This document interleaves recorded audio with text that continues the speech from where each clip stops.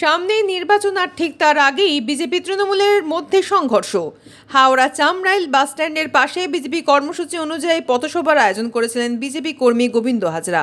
পথসভা চলাকালীন বিজেপির অভিযোগ, তৃণমূলের বেশ কিছু লোকজন মঞ্চে উঠে মাইক কেড়ে তৃণমূল তার বক্তব্য দিতে শুরু করে এবং বিজেপি কর্মী সমর্থকদের মারধর করে মঞ্চ থেকে নামিয়ে দেওয়া হয়। লিলুয়া থানায় ফোন করা হয়, বিশাল পুলিশ বাহিনী এবং কেন্দ্রীয় বাহিনী এসে লাঠিচার্জ করে তৃণমূলদের উপর। পরিস্থিতি নিয়ন্ত্রণ করা হয়। তৃণমূলের বেশ কয়েকজন নেতার বিরুদ্ধে লিলুয়া ফাঁড়িতে অভিযোগ দায়ের করা হয়েছে বিজেপির তরফ থেকে। আজকে চামরাই স্টেশনে আমাদের একটা পথসভা ছিল। সেই পথসভায় আমাদের বিভিন্ন দলীয় কার্যকর্তা বক্তব্য রাখছিল এবং আমিও সেখানে গিয়ে বক্তব্য রেখে আমি আমার অন্য জায়গায় বক্তব্য রাখার জন্য আমি সবেমাত্র বেরিয়ে যাই। বেরিয়ে যাওয়ার সঙ্গে সঙ্গে সুভাষ রায়, তাপস আইন, উর্মিলা বাড়ি এদের নেতৃত্বে 100-র ওপর সব ক্রিমিনাল, এরা প্রত্যেকেই একরকম ক্রিমিনাল বলা চলে।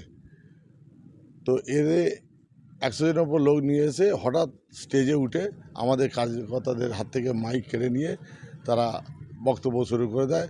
আমাদের ছেলেদের ধাক্কাধুক্কি এবং ছেলেরা যেটা বলছে যে মেশিন নিয়ে এসে তাদের দেখানো হচ্ছে, লাঠিসোঁড়ে ভয় ভীতি প্রদর্শন করা হচ্ছে এবং স্টেজ ফেজ খুলে নিতে হবে। আর ওরা এখন বক্তব্য দেয়। আমাদের পুলিশকে ফোন করেও পুলিশ আসছে না। লিলুয়া থানা আইসি বা এই ফাঁড়ির যে ইনচার্জ হাবিবুল্লাহ, এদের বিরুদ্ধে এর আগেও বহু অভিযোগ জানানো সত্ত্বেও পুলিশ কোনো স্টেপ নেয় না এবং এদের নেতৃত্বেই এই লিলুয়া আইসি এবং এই হাবিবুল্লাহর নেতৃত্বেই এরা সব তাণ্ডব চালাচ্ছিল এই টিএমসি। হ্যাঁ, অবশ্যই লিখিত অভিযোগ দায়ের করেছে। নির্বাচন কমিশনে অলরেডি জানিয়েছি, আরওকে জানিয়েছি, পুলিশ কমিশনারকে জানিয়েছি। এখন আমরা লিলুয়া থানা আইসিকে এবং এই ফাঁড়িতে একটা লিখিত কমপ্লেন দিচ্ছি। এই টিএমসি যারা গুন্ডারা আজকে গিয়ে সুভাষ রায়, তাপস আইন, উর্মিলাবাড়ি এদের নেতৃত্বে যারা ছিল প্রত্যেকে যাতে এদের অ্যারেস্ট করা হয়, আইনানুগ ব্যবস্থা নেওয়া হয়, তার জন্য আমরা লিখিত একটা কমপ্লেন করলাম।